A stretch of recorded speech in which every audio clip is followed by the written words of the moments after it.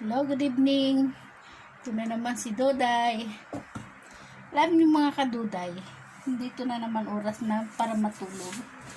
Andito kami, kami nga pala si Dalap. Andito kami sa aming kwarto. Alam niyo bang tayong mga tao, meron tayong paboritong mga damit. Kahit ito'y punit-punit na o guray-guray, paborito pa rin natin isuot. Tsaka ginagawan talaga natin ng paraan para ito ay masuot natin ulit. Meron ako ipapakita sa inyo. Katulad ng ayusin natin camera kasi nakaano.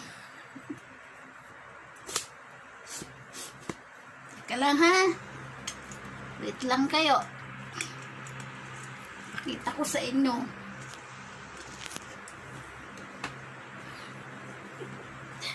Katulad nitong short na to. Ayan, maganda pa siya. Paborito ko to isuot lagi. Kaya lang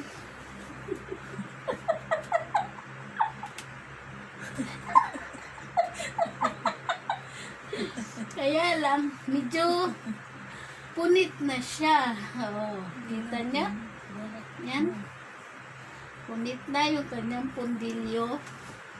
Pero ginagawan ko siya ng paraan para maisuot ko. Akin na lang siyang tinatapalan kung ano-ano.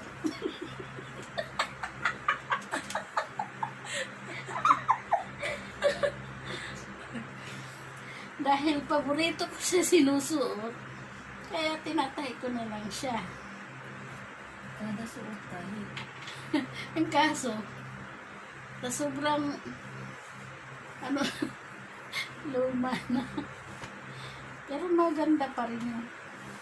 Yun lang, may problema. Sa sobrang luma na siya, talagang bumibigay.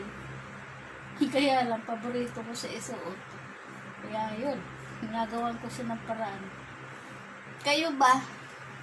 Meron ba kayong kwento na ganyan? Kung sino man yung merong karanasan na ganyan, challenge nyo ako. Pang mahirap challenge. Ano yan? Pinakamahirap challenge yan. Kung sino man sa inyo ang merong karanasan na ganyan, pinakamahirap challenge. Kung si Francis Leo Marcos ay mayaman challenge, ako naman pinakamahirap challenge. Sige guys, ngayon kung meron kayong challenge na ganyan, click nyo lang ang button at subscribe at comment. Bye! Good night!